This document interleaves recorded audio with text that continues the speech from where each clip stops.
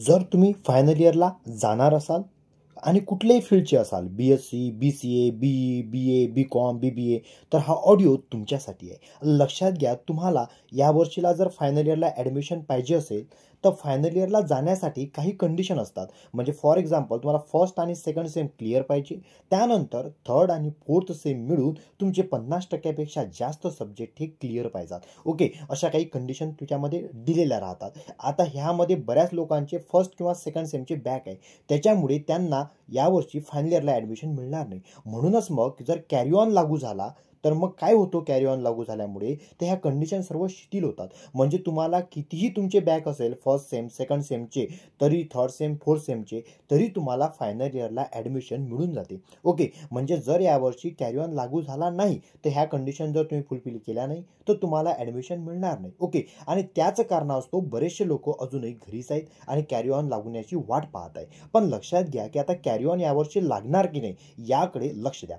आता तुम्हाला माहिती असेल की यावर्षीला तुम्ही जे बॅच आहे तुमची हे CBCS मधली शेवटची बॅच आहे. म्हणजे यावर्षीचं जे फायनल इयर आहे ते CBCS मध्ये आहे आणि सेकंड इयरला NAP पॅटर्न लागू झालेला आहे. ओके, म्हणजे समजा जर यावर्षीला CBCS म्हणजे समजा जर यावर्षी तुमचाला कॅरी ऑन लागू झाला नाही तर काय होईल, तुम्हाला कॅरी ऑन लागू झाला नाही त्यामुळे तुम्हाला पुढच्या वर्षी फायनल इयरला ॲडमिशन घ्यावे लागेल ज्यांचे बॅकलॉग्स आहेत त्यांना. ओके, आणि मग जर तुम्ही पुढच्या वर्षी फायनल इयरला ॲडमिशन घेतली तर पुढच्या वर्षी फायनल इयरला NAP पॅटर्न लागू राहील आणि तुम्ही आहे CBCS मधले. म्हणजे कॉलेज एकाच वर्षाला 2 विद्यार्थ्यांना शिकवणार नाही. म्हणजे NAP वाल्यांचे वेगळे क्लासेस आणि CBCS वाल्यांचे वेगळे क्लासेस. का? कारण NAP वाल्यांना मेजर आणि मायनर सब्जेक्ट आहे, त्यांचे पेपर वेगळे आहेत, तुमचे पेपर वेगळे आहे. म्हणजे यावर्षी कॅरी ऑन लागणं आवश्यक आहे. ओके, पण त्यासाठी आपल्याला थोडासा प्रयत्न करावा लागेल. तसा आमचा प्रयत्न चालूच आहे, बट तुम्हाला सुद्धा थोडासा प्रयत्न करावा लागेल. एखादा मोर्चा वगैरे युनिव्हर्सिटीमध्ये न्यावा लागेल. आपले मतं किंवा आपले जे म्हणणं आहे ते तिथं मांडावं लागेल.